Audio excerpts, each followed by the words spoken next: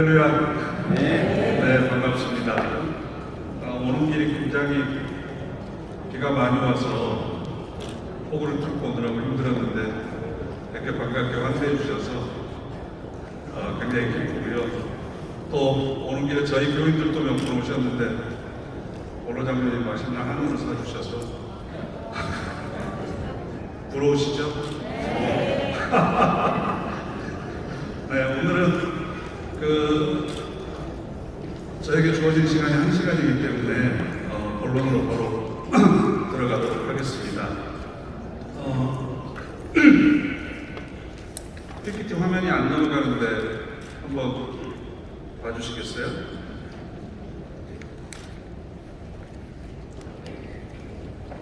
생겼습니다. 특수대학원인데요. 휴먼케어 융합대학원의 죽음교육 상담이라는 전공이 개설되었습니다. 그래서 제가 다음 주 9월 첫째 주일부터 겸임교수로 죽음교육에 대한 내용을 강의를 하는데요. 우리나라에서는 석사 학위로는 최초로 죽음이라고 하는 단어가 들어간 학위가 개설이 된 겁니다. 굉장히 의미 있는 일이라고 생각하고요. 죽음교육 상담을 전공하는 학생들이 듣는 과목 중에 제가 이번 2학기에 강의할 내용이 죽음과 영적 돌봄이라는 제목의 강의인데 청간 제도가 열렸습니다. 그래서 대학원에 입학하지 않더라도 그 과목 하나만 들을 수 있습니다. 그래서 여러분들이 한신대신 대학원 문의를 하셔서 그 죽음과 영적 돌봄이라는 과목 하나만 들으셔도 기독교적인 죽음과 혹은 생사관에 관한 이해를 넓히실 수 있을 것 같고요. 또 지금 담임 목사님들도 반드시 들어야 될 내용이기도 합니다. 그러니까 여러분이 돌아가시면 추천해 주시기를 바랍니다. 오늘 제가 여러분들과 나눌 내용을 간단하게 정리를 했는데요.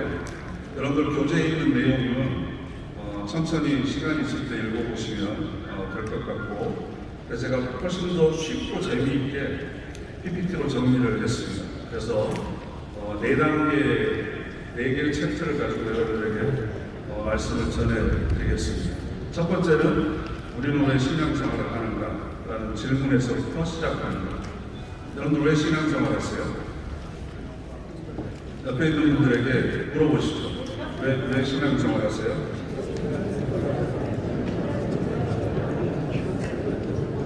아니, 죽어서 하늘나라 가려고 그런 얘기 하지 마시고, 또 뭐 하나님의 영광을 위해서 하나님이 기뻐하시는 삶을 살고 이런 교과서적인 얘기하지 마시고, 나는 왜 신앙생활을 합니다. 신앙생활을 통해서 뭘 얻고 싶습니다. 내 인생의 목적이 뭡니다. 간단하게 얘기 한번 해보시죠. 너무 길어서 얘기 못 하시겠죠. 그럼 이런 질문을 또 해보겠습니다. 하나님은 그럼 우리가 어떤 삶을 살기를 원하실까?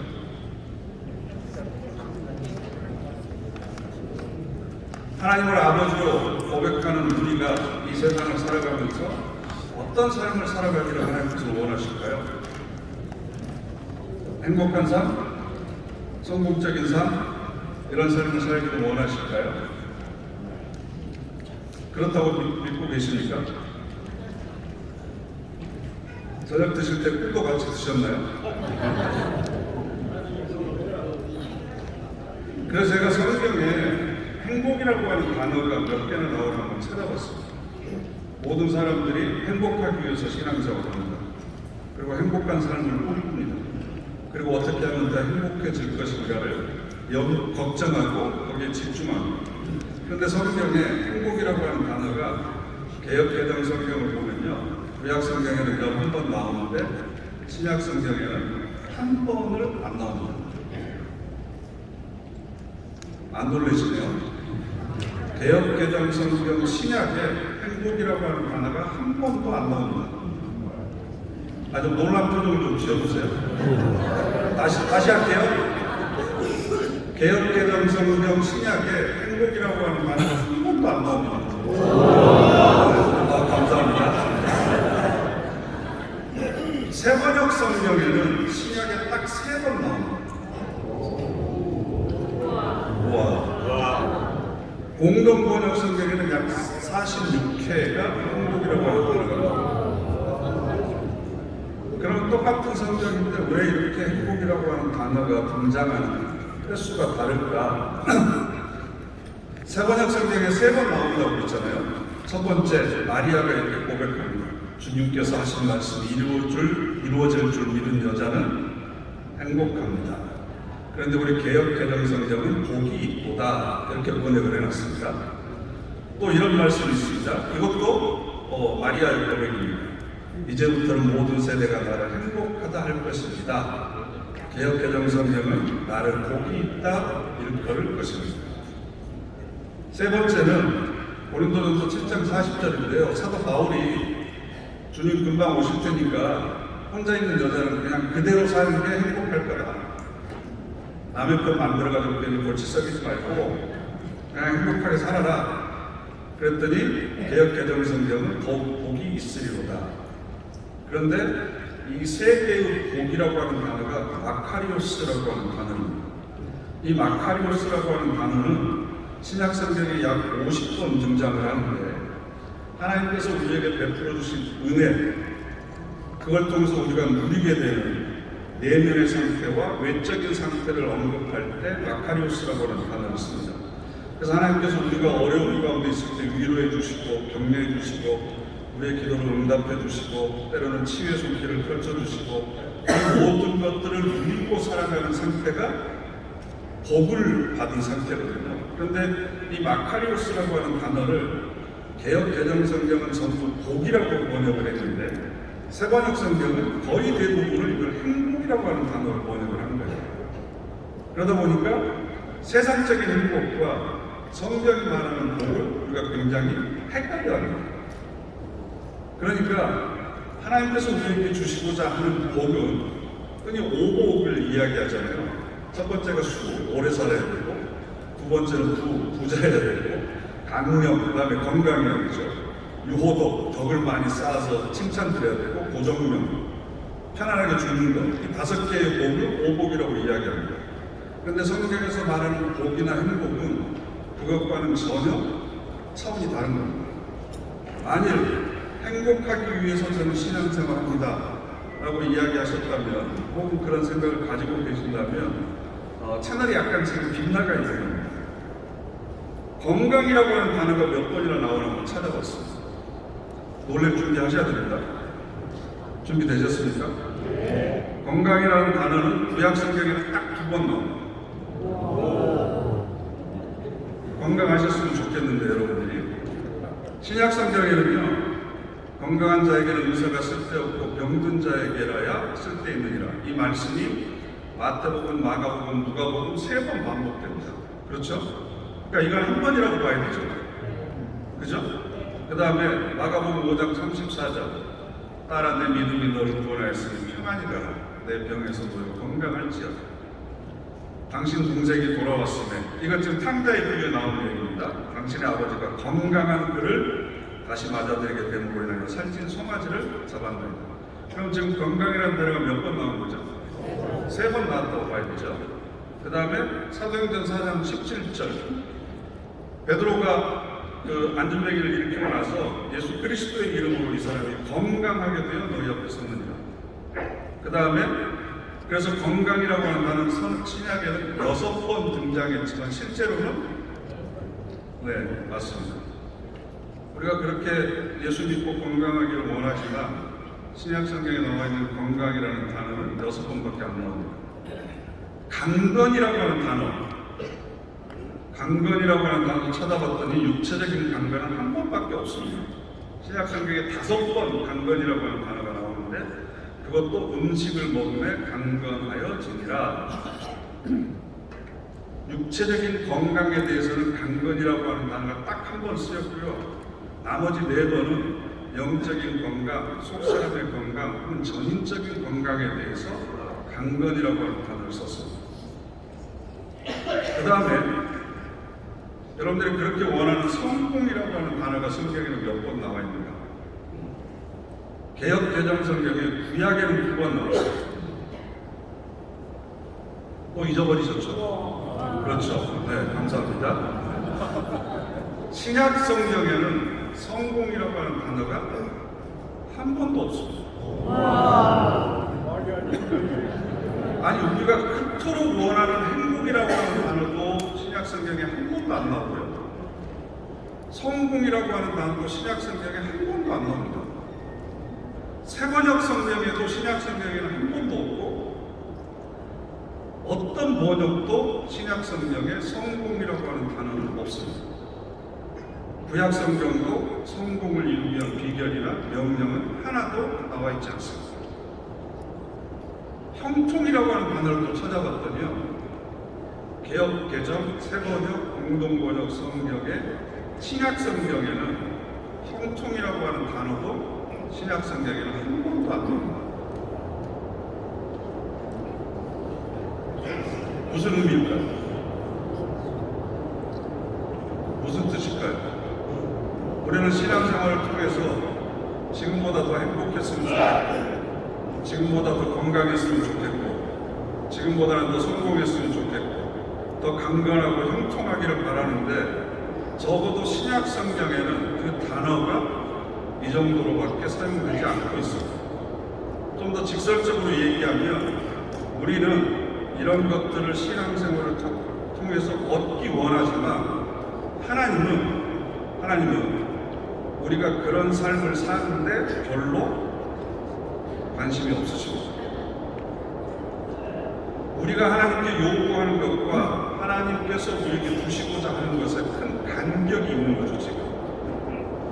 그러면 내가 생각하는 인생과 신앙의 목표는 무엇인지, 성경이 우리에게 말하는 인생관과 신앙의 목표는 무엇인지, 어느 정도의 간격과 격차가 있는 것인지. 그래서 제가 생각하는 성경이 제시하는 인생의 목표는 성숙이라고 생각합니다. 성숙. 이걸 이제 신학적인 용어로 이야기하면 아버지가 온전하신 것처럼 너희도 온전하라. 레위기서 19장 2절을 보면 여호와 하나님께서 거룩하니 너희도 거룩하라. 이걸 이제 우리는 보통 성화라고 그러죠. 우리가 거룩해지는 겁니다. 예수 그리스도의 믿음의 장성한 분량까지 우리가 자라가는 겁니다. 이걸 하나님께서 우리에게 요구하고 계시고, 그래서 우리가 회개하고 나서 구원의 완성에 이르기까지 하나님은 끊임없이 우리가 하나님의 자녀로서 성숙되고 그 믿음이 자라나기를 원하고 계신다는 거죠. 동의하십니까? 그러면 성숙, 성화가 우리 인생의 목표라면 제가 여러분에게 질문하겠습니다. 여러분의 신앙이 성숙하는데 성공이 더 유익하던가요? 실패가 더 유익하던가요? 실패. 건강을 통해서 성숙하셨습니까? 질병을 통해서 성숙하셨습니까? 형통할 때 성숙하던가요? 좌절할 때 성숙하던가요? 맞아요. 편안할 때 성숙하던가요? 불편할 때 성숙하던가요? 실패.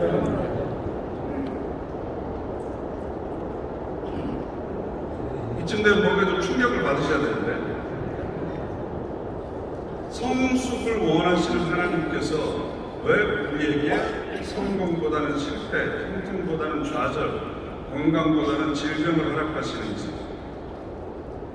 하나님은 나를 사랑하신다고 하면서, 선하신 하나님이라고 하면서 왜 하나님을 믿는 자녀들에게 이런 실패와 좌절과 절망을 겪게 하시는지, 우리가 아버지로부터 얻어내려고 하는 것과 아버지가 우리에게 원하시는 것에 큰 간격이 있다는 사실입니다.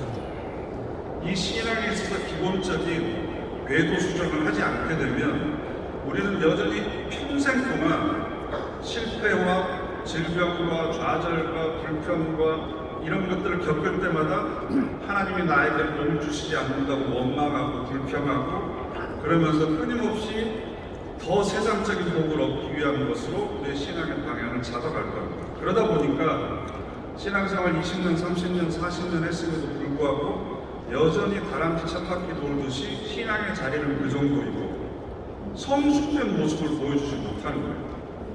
인격의 변화가 드러나지 않는 겁니다. 야, 저 사람을 보면 예수님 생각이다.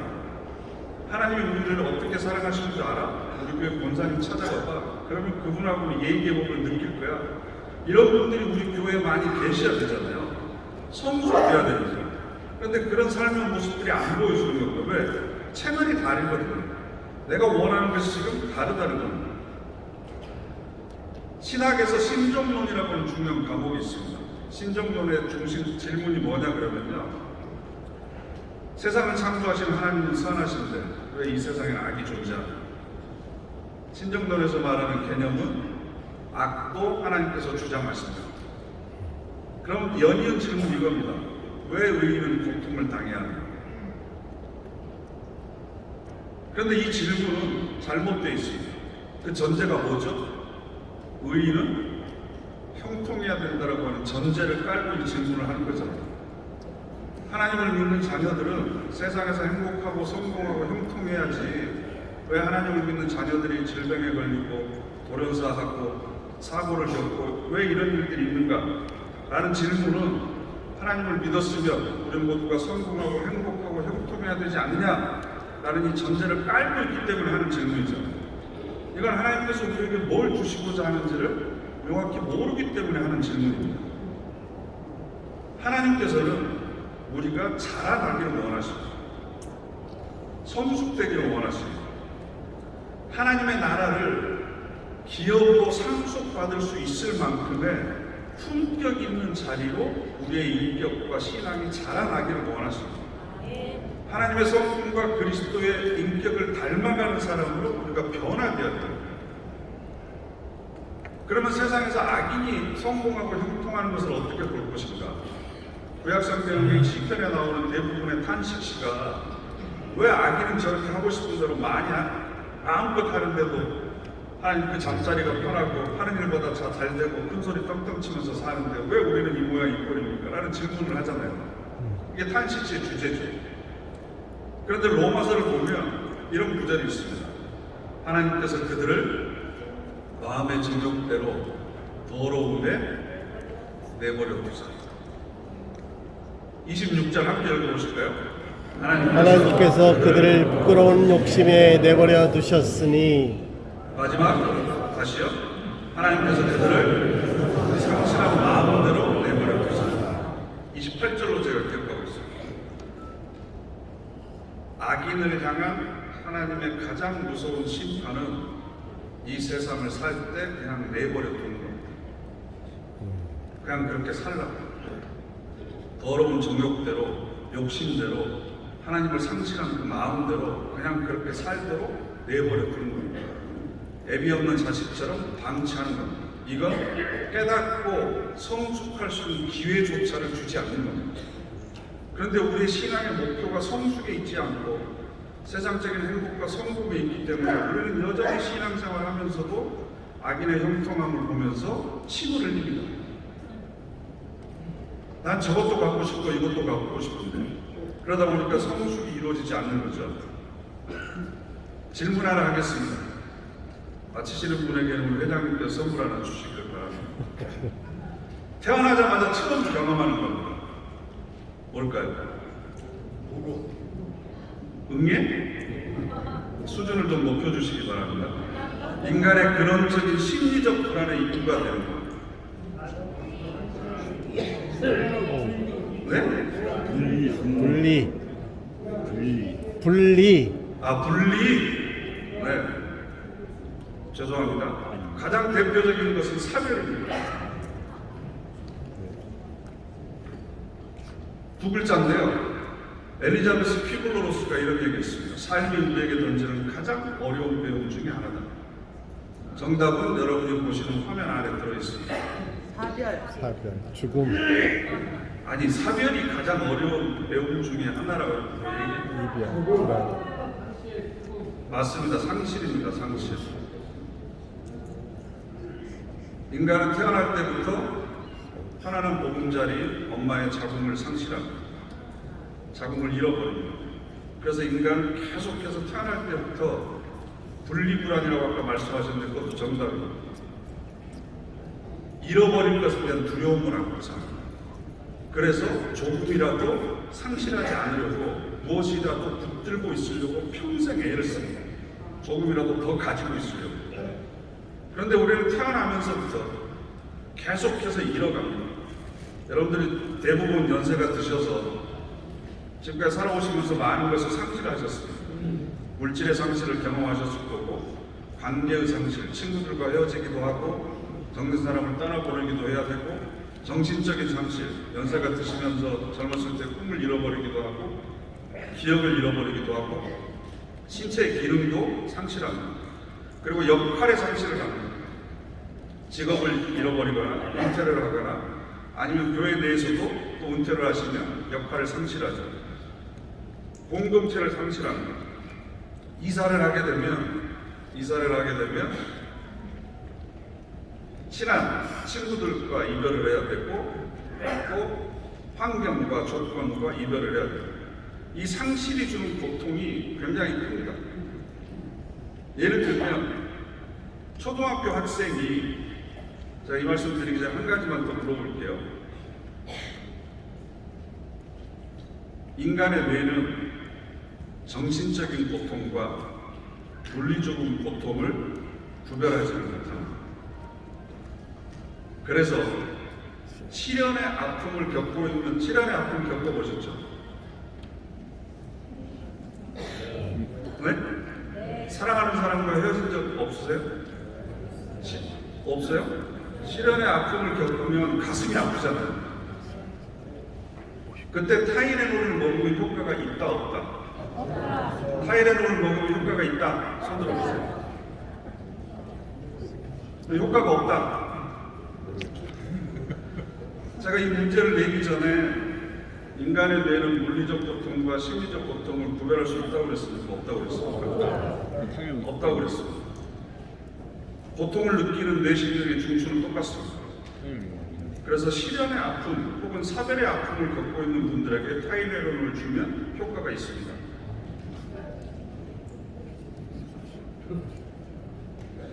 믿음이 적은 자여 어찌할꼬 왜 안 믿으시죠? 제가 한 얘기가 아니라 인지심리학자들이 하는 얘기입니다. 그래서 여러분, 허리가 아프면 진통제를 먹잖아요. 그러면 허리 아픈 게 덜하죠. 그러면 진통제가 허리 통증의 원인을 제거하는 것이 아니잖아요. 통증을 느끼는 뇌의 부위를 둔화시키는 거죠. 그래서 통증을 못 느끼게 하는 거지 통증의 원인이 없어지는 건 아니지 않습니까? 마찬가지로 타이레놀을 먹으면 정신적, 심리적 고통도 조금씩 느끼게 되는 거예요. 그래서 초등학교 학생이 전학을 가잖아요. 그러면 그렇게 친하게 지냈던 친구들과 이별해야 되고 선생님을 떠나야 되고 익숙했던 동네나 마을을 떠나서 새로운 곳에 적응을 해야 되는 불안감이 있지 않습니까? 이때 느끼는 상실의 심리적인 고통이 어느 정도 인간에게 상처를 주는지 확인하기 위해서 뇌파를 비교를 한 거예요. 그랬더니 이때 심리적으로 느끼는 고통이 어느 정도냐 그러면 1분 동안 쉬지 않고 뺨을 맞았을 때 느끼는 통증과 똑같다는 겁니다. 잘 안 놀라시는군요. 1분 동안 쉬지 않고 뺨을 맞아보셨나요? 60초 동안 계속 때리면 80대에서 100대는 맞겠죠. 그걸 느꼈을 때의 통증과 똑같은 정도의 심리적인 통증을 초등학교 아이들이 느끼는 거예요. 우리가 그것을 무시하고 억압하고 회피해서 그렇지. 그러면 만약에 30년, 40년 동안 같이 살아왔던 남편이나 아내를 먼저 떠나보내는 상실의 아픔은 어느 정도겠습니까? 그걸 육체적인 통증으로 치환을 하면 대형 교통사고가 나서 중환자실에 있는 것과 똑같은 육체적인 고통을 느끼는 거죠. 그런데 우리는 그것을 느끼지 않고 부인합니다. 무시합니다. 그리고 그걸 느끼지 않는 것이 어른인 것처럼, 큰 사람인 것처럼 착각합니다. 그리고 그런 고통을 느끼고 있는 사람이 있으면 옆에 가서 야 너만 먼저 보내봤어? 뭘 그렇게 슬프다고 그래? 그러면서 위로하지 않습니다. 상실은 태어날 때부터 죽을 때까지 하나님께서 우리에게 주시는 겁니다. 그 이유는 성숙을 위해서입니다. 그러면 인생을 살아가면서 겪는 모든 상실을 통해서 교훈을 발견하고 깨닫고 성숙해지는 기회로 삼는다면 하나님께서 우리에게 주시는 그 상실의 경험을 통해서 우리가 얼마나 거룩한 존재로 지금까지 성화되었고 있습니다. 그런데 우리는 그걸 전부 다 무시했어요. 그래서 야스퍼스라고 하는 철학자가 이렇게 얘기했고요. 산다라고 하는 우리 단어와 살다, 삶, 사람, 사랑 이게 다 같은 어원을 가지고 있습니다. 그래서 사람의 본질은 사랑이다. 사랑의 체인으로 모든 사람들은 서로 이렇게 묶여 있다. 그래서 우리 말에 죽살이라고 하는 게 있습니다. 죽살이. 이건 삶과 죽음을 동시적으로 죽음을 산다라는 거예요. 죽음을 산다. 태어날 때를 기점으로 하면 혹시 80세가 계시면 나는 지금까지 80세를 살아왔다라고 이야기를 하죠. 기준은 출생입니다. 근데 죽음을 기준으로 하면 어떻게 되겠습니까? 나는 80년 동안 죽음과 가까워지고 있다. 나는 80년 동안 지금 죽어가고 있다. 이렇게 되는 거죠. 죽음을 기준으로 생각합니다. 그래서 우리는 지금 죽음을 살아가고 있는 겁니다. 삶의 끝이 죽음이 아니고 죽음과 삶이 동시적으로 진행이 되고 있는 거고 죽음을 내가 지금 살아가고 있다. 그 죽음을 살아가는데 모든 사람들의 연결고리가 바로 사랑이다. 사랑할 때 우리는 삶을 사는 거고 사랑할 때 사람이 되는 거다. 이게 지금 우리말 어원에서 이야기하는 겁니다. 그래서 상실의 경험을 할 때 왜 하나님께서 나에게 이런 상실을 주셨는가? 왜 내가 이런 재앙을 겪어야 되는가? 왜 이런 고난 가운데 내가 방치되어야 되는가? 이게 중요한 질문이 아니라 어떤 태도로 이 상실과 고난을 내가 맞이할 것인가? 이게 훨씬 더 중요합니다. 고난 자체가 문제가 아니라 그 고난을 대하는 우리의 태도가 영적인 수준을 결정하기 때문에 그렇습니다. 그래서 제가 주음악을 지금 한참 공부하고 있기 때문에 주음악에 대한 내용을 간단하게 말씀을 드리면 흔히 주음악 그러면 사람들이 야 죽는 것도 공부해야 되냐 그리고 웰다잉 그걸 공부하는 거야? 그게 아닙니다. 죽는 순간에만 잘 죽자 그게 아니고 오늘이 마지막이라는 거예요. 나는 어디에서 누구와 무엇을 할 것인가 현재 내 삶을 죽음에게 물어보는 겁니다. 죽음의 관점에서 현재의 내 삶을 조명하는 겁니다. 그러니까 우리 기독교 신앙 중에 가장 중요한 핵심이 종말론이잖아요. 종말론. 종말론의 기본적인 물음이 뭐죠? 오늘 하나님께서 나를 부르신다면 나는 하나님 앞에 어떤 모습으로 설 것인가? 이걸 매일 물어보면서 살아가는 것이 종말론적인 신앙의 태도잖아요. 그러니까 내가 오늘 마지막 날이라면 나는 이 죽음 앞에서 이 삶이라고 하는 무게를 어떤 태도로 감당할 것인가? 나에게 주어진 삶을 나는 어떤 태도로 받아들이고 내 삶에서 일어나는 모든 사건들을 통해서 어떤 존재로 변화되어 갈 것인가를 끊임없이 물어보는 것이 바로 죽음학 사나톨로지의 핵심입니다. 그래서 인간의 죽음은 동물의 죽음과 구별합니다. 그래서 킬로로스는 의미 활동의 종결, 의미 추구의 완결이라고 이야기를 합니다. 그러면 여기서 한 가지 물어야 될 질문은 나는 그렇다면 과연 어떤 의미를 추구하면서 지금 살아가고 있는가? 나를 기억하고 있는 사람들에게 나는 어떤 의미로 남을 것인가? 사람의 일생이 70년, 80년 되더라도요. 그 사람의 일생이 다른 사람에게는 한 문장으로 기억됩니다. 한 문장으로. 아, 누구? 그 이런 사람이야. 한 문장으로 정리되는 겁니다. 그때 나는 어떤 의미를 담고 있는 단어로 다른 사람에게 기억될 것인가? 나는 어떤 의미를 추구하는 삶을 살아가고 있는가? 그러면 적어도 나의 죽음은 사물의 죽음이나 다른 생명체의 죽음과는 다른 겁니다. 그래서 죽음학은 바로 오늘이 마지막이라면 나는 무엇을 할 것인가? 나는 누구와 함께 할 것인가? 그리고 나는 그들에게 어떤 말로 인사를 하며 어떻게 마무리를 하는 것이 가장 소중한 삶인가?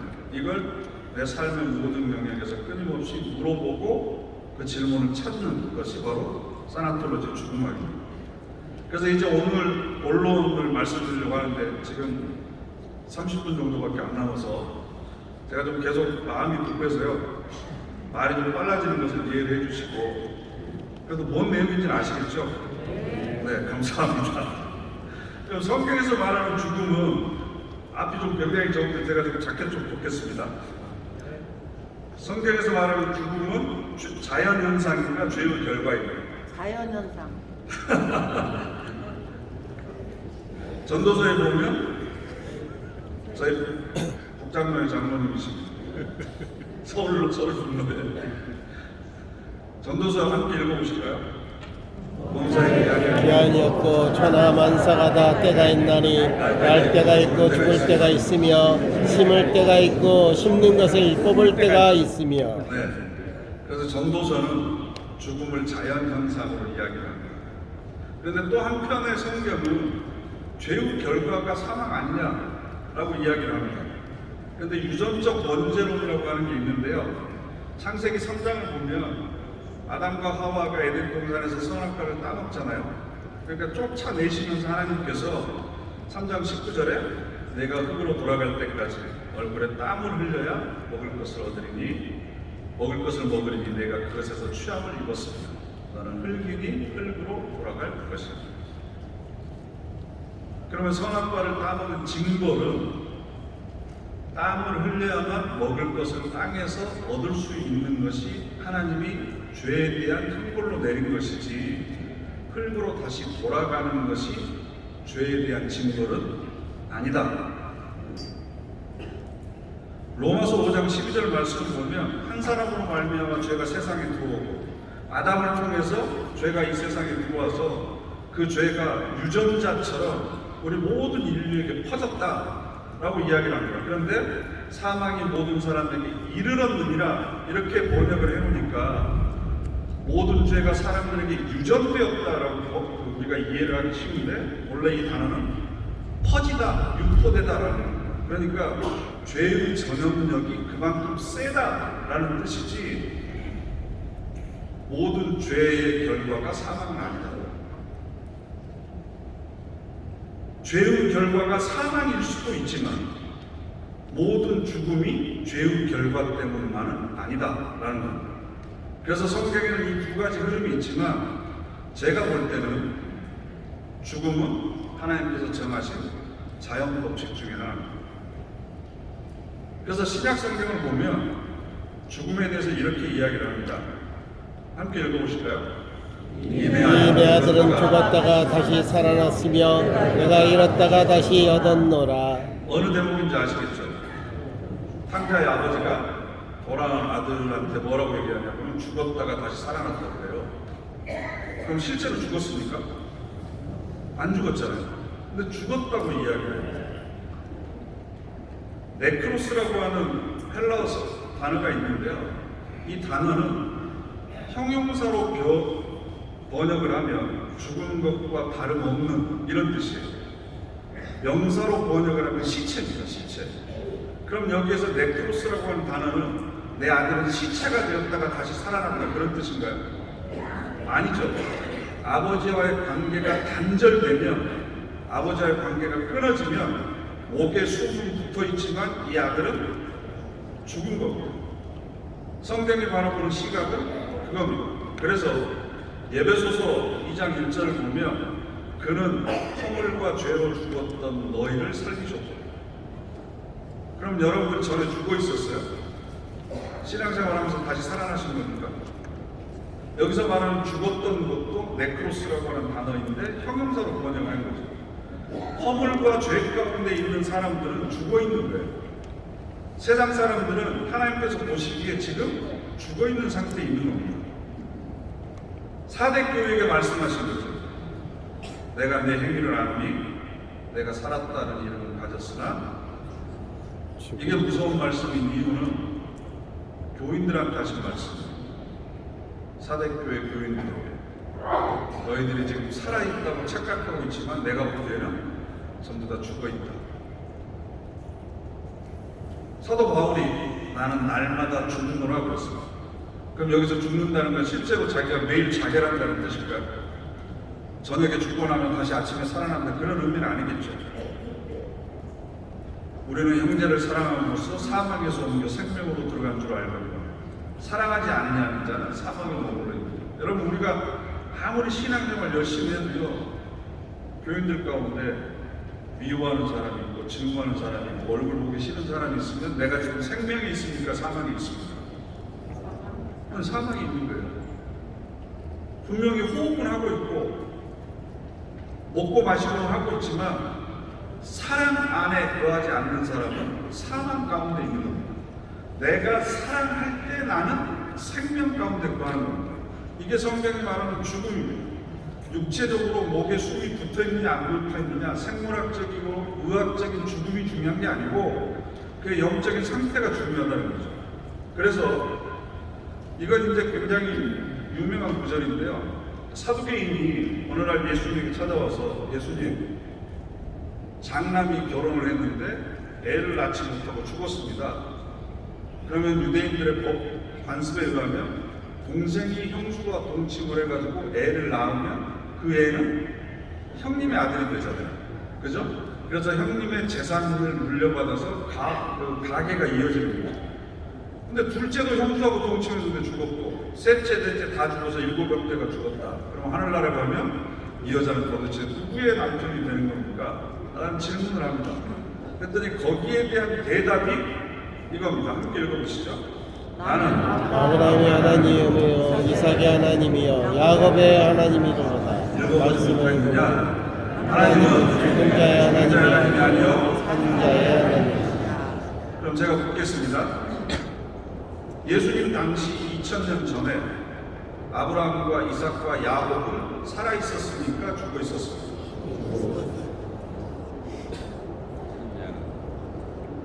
아브라함과 이삭과 야곱은 예수님 당시에 분명히 죽어 있었습니다. 그런데 나는 그들의 하나님이다. 그리고 나는 산자의 하나님이다. 그러셨어요. 그럼 하나님께서 보시기에 아브라함과 이삭과 야곱은 지금 죽어 있는 겁니까? 살아 있는 겁니까? 어떻게 해요?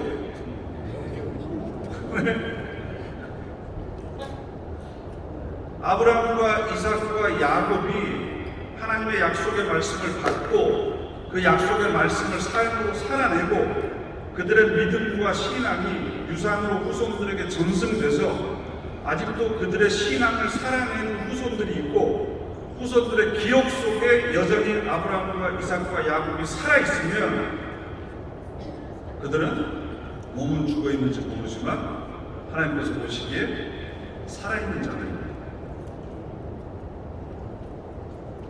아무리 969세를 살았다고 하더라도 그 사람의 삶이 후손들의 삶의 유산으로 전승되지 못하고 계승되지 못하고 그래서 보존되지 못하고 아니 기억조차 되지 않는 사람은 이 세상에서 어떤 영광을 누리고 살았다고 하더라도 죽은 사람입니다. 기억 속에 살아있는 한 그 사람은 하나님께서 보시기에 여전히 살아있는 사람입니다. 그러니까 우리 신앙인들이 추구해야 될 것은 건강하고 행복하고 형통해서 남들보다 10년, 20년 더 사는 삶이 중요한 게 아니고 하나님께서 기뻐하시는 삶을 살아서 내 삶을 의미로 채우는 거죠. 의미로. 그래서 그 의미, 신앙의 유산이 후손들에게 전승이 돼서 내 삶이 계속해서 이어져 갈 때 내 배에서 내 신앙이 끝나는 것이 아니라 하나님 나라를 추구하면서 살았던 그 삶의 유산들이 계속돼서 계승되고 이어질 때 나는 여전히 살아있는 존재예요. 그 하나님은 여전히 내 하나님이 되십니다. 이런 삶을 살아가시길 꿈꾸시길 바랍니다. 고린도전서 15장 13절 말씀 함께 읽어보시죠. 만일 죽은 자의 부활이 있으면 그러면 이 말씀을 바꿔서 생각하면 죽은 자를 시신이나 시체, 명사로 번역을 해버리면 예수님이 부활하시기 전에 죽었던 시체가 다시 살아났던 일이 있어야 되잖아요. 그죠? 죽었던 시체가 다시 살아난 일이 있습니까? 없습니까? 있었죠. 나사로가 살아났잖아요. 그럼 나사로는 죽었다가 나흘 만에 살아났죠. 근데 나사로는 우리가 부활했다고 얘기하지 않죠. 왜 그렇습니까? 늙어서 죽었잖아요. 네? 그래서 나사로는 부활한 게 아니라 소생한 거예요, 소생. 왜냐하면 나중에 죽었으니까 임사체험한 거예요. 요즘식으로 이야기를 하면 죽은 자가 다시 살아났다, 이 죽은 자를 시체로 번역을 하면 예수님이 부활하시기 전에 시체들이 일어나는 일이 있어야 되는 거예요, 말씀대로. 그런데 여기서 말하는 죽은 자를 형용사로 번역을 하면 죄와 허물로 죽어 있었던 상태와 다름이 없는 사람들이 예수 그리스도를 내 삶에 받아들여서 내 안에서 예수 그리스도가 부활하시면, 살아나면 그게 바로 예수 그리스도가 나를 통해서 다시 부활하신다는 거죠. 예수 그리스도는 공동묘지에서 죽어있는 시체를 다시 살리심으로 인해서 부활하시는 것이 아니라 죄와 허물로 죽어있었던 사람들이 새로운 삶으로 살아가는 것을 통해서 다시 계속해서 지금도 우리 가운데 부활하고 계십니다. 그래서 사도 바울이 갈라디아서 2장 20절에 내 안에 그리스도가 지금 살고 계신다, 내가 사는 것이 아니다 라고 고백했던 이유가 이겁니다. 만일 죽은 자가 다시 살아나는 일이 없으면 그리스도도 다시 살아나신 일이 없었을 거예요. 예수님을 세 번이나 저주하고 배신했던 베드로가 그의 삶을 돌이켜서 하나님의 자녀로서의 삶을 살아가는, 죽었던 베드로가 다시 살아나는 그 삶 속에 예수 그리스도도 같이 살아나셨다는 겁니다. 이 사건이 바로 현재적인 부활입니다. 우리가 죽어서 하나님 나라에 가서 신령한 몸을 입고 다시 영원한 생명을 누리는 것이 아니고 지금 이 순간 내가 중생에서 새로운 삶을 살면 죽었던 내가 다시 살아나는 것입니다. 그런 나를 통해서 예수 그리스도는 지금도 부활하고 계십니다. 내가 살아나지 않으면 그리스도가 다시 살아나실 길이 없는 거예요. 이게 성경이 말하는 죽음에 대한 얘기예요. 영성에 대한 설명은 그냥 넘어가겠습니다. 영성이라고 하는 건 기독교만 있는 게 아니라 모든 종교에 있고요. 종교를 가지고 있던 사람들도 영성이 있습니다. 영성의 세 가지 요소를 간단하게 말씀을 드리면 그게 바로 첫 번째가 의미입니다. 의미를 발견할 때 사람은 영성적이고, 두 번째로는 연결. 기존에 연결되지 않았던 사람과 세계와 연결되는 것을 통해서 영성이 확장되는 겁니다. 세 번째 키워드가 초월입니다. 초월. 내가 알고 있는 지식의 범위를 초월하는 것, 관계의 범위를 초월하는 것, 3차원적인 세계를 초월하는 것, 이게 바로 영성입니다. 그러니까 영성적인 기독교 혹은 기독교의 영성이라고 하는 건 세 가지 요소가 충족돼야 되거든요. 첫 번째가 의미입니다. 의미. 이건 바로 하나님의 뜻입니다. 두 번째로는 연결되는. 세 번째가 초월하는 겁니다. 그러면 이것이 무엇을 통해서 가능한가? 그래서 앞페이지에 모든 영성은 무엇을 통해서 가능하다고 그랬죠? 통증과 고통, 고뇌를 통하지 않고는 영성이라고 하는 건 발현될 수 없다. 다시 말씀드리면 성공보다는 실패, 형통보다는 좌절, 건강보다는 질병, 평안함보다는 불평함, 이것들을 통해서 고통을 느끼게 되면 우리는 인생의 의미를 물어보게 됩니다. 왜 내가 이런 고통을 당하면서도 살아야 되지? 내 삶의 목적은 뭐지? 그러면서 고통을 느끼게 되면 그 고통을 느끼고 있는 사람들과 연결이 됩니다. 고통 너머의 세계와 연결이 됩니다. 그리고 내가 바라보는 세계를 초월해서 바라보게 됩니다. 그러니까 하나님께서 우리에게 상실의 고통과 고난을 통해서 통증과 고뇌를 주시는 이유는 우리의 영성을 더욱더 깊게 하기 위한 선물이라고 할 수 있습니다. 그래서 상실이라고 하는 것을 통해서 의미와 연결과 초월을 추구할 때 상실의 영성, 그래서 제가 그 강의 제목을 그렇게 붙였는데요. 상실의 영성이라는 강의 제목이라는 책은 없더라고요. 그래서 제가 만들어낸 신조어를 보고 지금 여기저기 떠들고 다니는데요. 우리가 살아가면서 평생 동안 겪는 게 상실이잖아요. 상실을 통해서 의미와 연결과 초월을 추구하게 되면 우리는 영성적인 존재가 된다는 겁니다. 그래서 하나님 우리에게 상실을 주시는 이유는 아픈 감정은 사람다움을 제공하는 몸의 또 다른 선물입니다.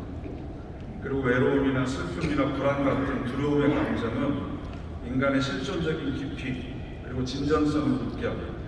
그리고 우리 인간의 가장 근원적인 심리인 불안감은 회피하거나 도망가거나 억압하는 게 아니라 직면하는 것을 통해서 인간이 어떤 존재이구나 이걸 깊이 깨달을 수 있습니다. 그래서 상실은 하나님이 우리에게 주시는 가장 큰 선물입니다. 죽음도 마찬가지로 하나님께서 우리에게 주시는 가장 큰 선물입니다. 만약 우리 생에 끝이 없으면 우리 인생의 의미가 부여되지 않습니다. 한계가 있기 때문에 가치가 있는 거예요. 한계가 없으면 가치가 없는 거죠. 왜? 이게 다음에 언제든지 또 반복될 수 있는 거니까. 한 번이기 때문에 우리에게 가치가 있고 소중한 거죠. 그래서 상실은 인간다움을 회복할 수 있고 하나님의 자녀로서 하나님의 형상을 우리가 회복할 수 있고 삶의 의미를 반성적인 성찰을 통해서 얻을 수 있는 가장 중요한 겁니다. 그래서 왜 하나님 나에게서 이걸 뺏어가세요? 왜 내가 이걸 잃어버리게 하세요? 그게 아니고 하나님께서 나에게 또 내가 영적인 존재가 될 수 있는 기회를 주시는 거예요. 내가 성숙해 갈 수 있는 기회를 주시는 거예요. 그래서 우리가 살아가면서 될 수 있으면 회피하고 싶은 것의 대표적인 것들이 어떻게 우리에게 영성에 유익이 될 수 있는지를 좀 정리를 여기저기 책에서 정리를 해봤는데요. 혹시 아프셔서 병원에 입원해 보신 적 있으신가요? 별로 없으시네요. 10분의 1도 안 되신 것 같은데. 건강하시네요. 수술해 보신 적 있으신가요? 그럼 입원 안 하시고 수술하셨나요? 수술하시면서 썰을 더 많이 드셔서 여러분이 질병에 걸려서 입원했을 때를 한번 떠올려 보시기 바랍니다. 병에 걸리면요 삶의 우선순위가 달라져요. 그죠? 그 전에 중요하고 생각했던 것들이 뒤로 밀려나기 시작하고 소홀히 여겼던 것들이 중요한 것으로 앞으로 다가옵니다. 그게 뭔지는 개인마다 약간의 편차가 있을 수 있습니다. 그리고 내 삶이 고귀하게 느껴져요. 내 삶으로 한계가 있구나. 항상 이 상태가 유지되는 게 아니에요. 세 번째로는 힘든 상황이나 의무감으로부터 벗어나게 되죠. 여자분들은 병원에 입원했는데 누가 밥하라 빨래하라 얘기 안 하잖아요. 그죠? 내가 입원했는데 직장에서 전화 와가지고 책임을 묻질 않잖아요. 그러니까 잠시 내가 지고 있던 짐을 벗어놓을 수 있습니다. 그러면서 자기를 돌아볼 수 있는 기회를 주죠. 그리고 내가 매우 특별한 존재이고 매우 중요한 존재라는 느낌을 줍니다. 저도 잠깐 입원을 해봤는데 이게 내가 없으면 안 돌아갈 일들이 막 이렇게 떠오르는 거예요. 근데 나중에 퇴원해서 보니까 별다른 다 잘 됐더라고요. 그러니까 내가 그렇게 느끼는 거죠. 내가 그래도 필요한 사람이구나. 내가 누군가의 기댈 언덕이 되는 존재구나. 그래서 자기의 소중함을 다시 한번 느끼게 해줍니다. 그리고 스스로 충전하고 반성할 수 있는 자기의 삶을 다시 돌아볼 수 있는 계기가 되는 거죠. 그래서 사실 우리의 몸이 질병에 걸린다는 건 우리의 몸이 건강한 상태로 유지되는데 뭔가 불완전한 요인이 삶에 많이 있다는 거죠. 그걸 내가 지탱하면서 살아오다가 내 몸 중에서 가장 약한 고리가 터진 것이 질병이 되는 거죠. 그러면 내 몸에 건강을 주는 삶의 환경이 아니구나. 그럼 생활 습관을 바꾼다든지 삶의 조건이나 환경, 루틴을 바꾼다든지 그래서 다시 한번 조율할 수 있는 기회를 주는 거죠. 이게 사실은 질병이 우리에게 주는 유익입니다. 그러니까 저는 교인들한테 그러는데요. 퇴원을 하고 나서 감사한 건 하지 말고 입원할 때 감사해야 돼요. 입원할 때. 하나님이 이 질병을 통해서 또 나를 어떻게 성숙하게 해주실지 기대됩니다. 개업 예배 드릴 때만 감사한금 하지 말고 폐업 예배 드릴 때 감사한금 해야 됩니다. 이 실패와 좌절을 통해서 나를 또 어떤 곳으로 인도하실지 기대합니다. 자식이 합격에 있을 때만 하지 마시고 떨어졌을 때 오히려 감사해야 돼. 이번 기회를 통해서 우리 아들이, 우리 딸이 믿음으로 성숙될 수 있는 기회가 되게 하시고 하나님께 더욱더 한 발짝 가까이 다가가게 해주십시오. 이렇게 감사함을 드리는 부모가 있다면 자녀들이 얼마나 든든하겠습니까? 야, 내가 이렇게 힘든데 부모님은 더 힘들어하면 애들이 얼마나 책임감을 느끼겠어요. 질병의 유익함, 병을 통해서 면역 체계가 완성됩니다. 그래서 코로나 한 번 걸리시는 분들 잘 안 걸리잖아요. 우리가 무시하고 억압하던 문제를 표현하고 우리가 거부하던 부분을 받아들이도록 합니다. 그래서 한 번 병에 걸렸다 퇴원하신 분은 그동안 그렇게 먹기 싫어했던 야채도 좀 드시기 시작하고, 그렇게 육식 싫어하시는 분들은 또 일부러라도 육식하시고 그러잖아요. 거부하던 부분을 받아들이는 겁니다. 그리고 병은 8번은 같이 읽겠습니다. 병은 우리를 아름답게 하고자 하는 또 다른 나의 생명적인 역사이고 이는 영적 성숙을 위한 기회이다. 아프기만 하고 성숙하지 못하면 얼마나 억울하겠습니까? 그래서 옛날에 그 구창모 씨가 부른 노래 있었잖아요. 그 제목이 아픈 만큼 성숙하고 그런가요? 가요는 안 들으시나요? 질병에는 나쁨과 좋음의 경계가 없다. 질병을 판단하는 사람의 윤리적 가치관과 인식관이 선악을 결정지을 뿐이다. 질병 자체가 선하고 나쁜 게 아니라 그것을 받아들이는 나의 태도가 영적 성장의 기회로 삼으면 질병이 나에게는 선한 거고, 재앙이라고 생각해서 아무것도 배우지 못하면 그 질병은 나에게 악한 거예요. 이걸 내가 어떻게 받아들이냐의 문제지 질병 자체가 악한 것은 아니다. 다음은 통증입니다. 통증이 우리에게 주는 유익. 첫 번째, 일종의 윤활제입니다. 사람을 좀 더 부드럽게 하고 동정심을 갖게 합니다. 그래서 아파본 사람이 다른 사람의 아픔을 좀 더 잘 이해하고, 아파보고 나면 좀 더 사람이 부드러워지잖아요. 타인의 두려움을 이해할 수 있어요. 동병상련이라고 그러죠. 돌보고 도와주고 싶은 연민이 생깁니다. 아파보면 그런 마음이 생깁니다. 고개를 끄덕거리시는 분들은 분명히 그런 경험이 있으실 겁니다. 세 번째, 삶에 대한 생각이 깊어지고 경험의 차원이 넓어진다. 네 번째, 이걸 함께 읽겠습니다. 임종의 통증은 우리가 생명에서 분리될 수 있도록 도와준다. 극심한 통증에 시달린 사람에게 주는 평안이 된다. 인정하기 싫지만 생에 대한 집착을 끊게 해줍니다. 극심한 통증. 그래서 오히려 미련 없이 하나님 품에 안길 수 있도록 우리를 안내해주는 안내자이기도 합니다. 네 번째, 통증에 대한 반응은 통증에 대한 태도나 과거의 경험과 결과입니다. 똑같은 통증을 느끼는데 어떤 사람은 그것을 의연하게 넘기고 어떤 사람은 그것 때문에 죽겠다고 하고 난리치고, 이건 결국 통증에 대한 태도나 과거의 트라우마와 깊이 연결됩니다. 그 다음에 5번이 중요합니다. 통증은 어느 누구의 잘못 때문에 생기는 것이 아니다. 저도 어렸을 때부터 신앙생활을 해왔는데요. 기도 열심히 하고 그렇게 교회에 헌신하시는 분이 돌아가실 때 반드시 평안한 죽음을 맞이하는 것은 아닙니다. 그죠? 안타까운 일이지만 새벽기도 다녀오시다가 교회 차가 사고가 나서 돌아가신 경우도 있었습니다. 신앙생활 별로 열심히 하지 않는 것 같은데 돌아가실 때 평안하게 돌아가시는 분들 많이 봤습니다. 그럼 우리는 이것이 또 죄 때문이냐 뭐 때문이냐 막 이렇게 해석하려고 하고 뭐 이렇게 이유를 자꾸 갖다 붙이려고 하는데요. 통증은 그 사람이 선했느냐 악했느냐와 아무런 관계가 없습니다. 통증은 벌이 아니라 우리가 이 지구상에서 삶의 마지막에 꼭 겪어야 되는 통과 의례일 뿐입니다. 그리고 우리가 흔히 그런 얘기 하잖아요. 야, 나는 자다가 죽으면 여한이 없겠어. 근데 여러분, 주무시다가 돌아가시는 분이 대부분 심근경색으로 돌아가시잖아요.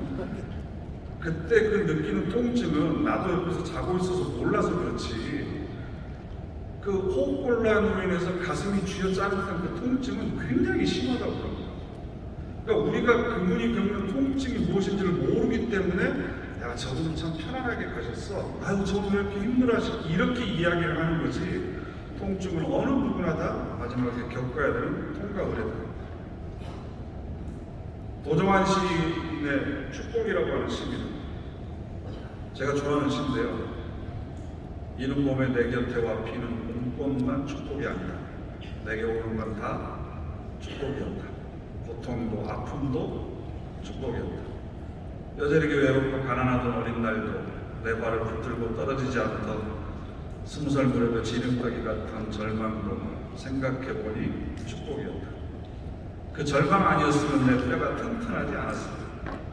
육신의 병이 조금 들었다고 어이 불행이라 말하며 내게 오는 건 통증조차도 축복이다. 죽음도 통곡도 축복으로 바꾸며 오지 않는다. 이번 어이 매약뿐만 축복이야. 내가 오는 건 시련도 비명도 다 축복이다. 아멘 하십니까?